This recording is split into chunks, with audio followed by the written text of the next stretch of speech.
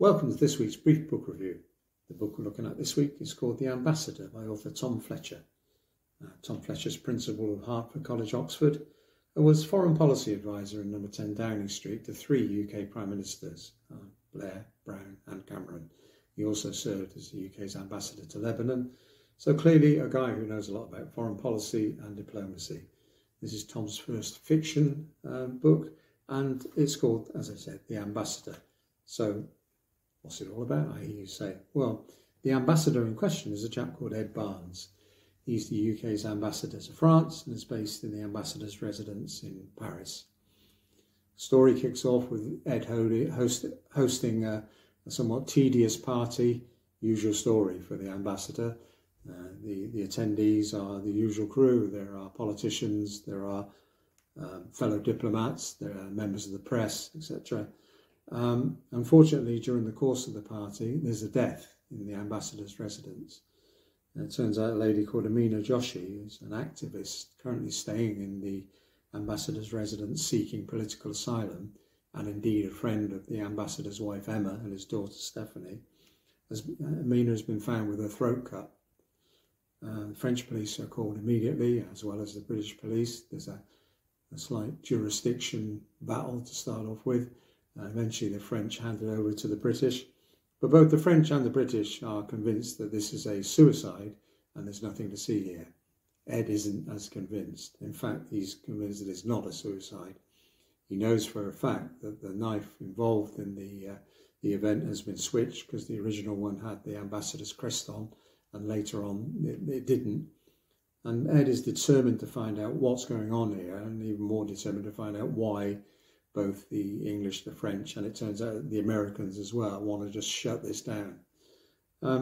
So that's the thrust of the book, really. Ed's quest to find out what happened to Amina and what's going on behind the scenes. Ed's quest takes him originally initially to Oxford, where he finds a data mining company involved with the event that are looking at people's sentiments. He then goes to his holiday cottage in Wales and stays with a journalist who he believes knows more about this event than she's letting on.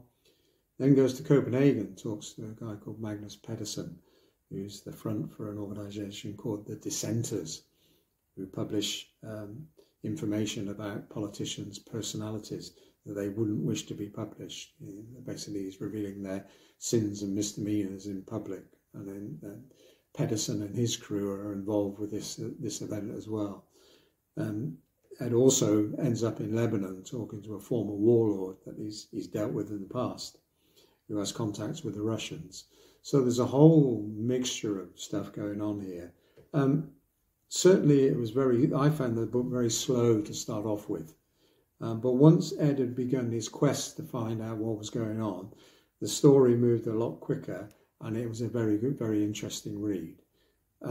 I'd certainly give it 7 out of 10. What I would say is that this isn't a straightforward, good guys chasing the bad guys and we eventually find out who the real bad guy is.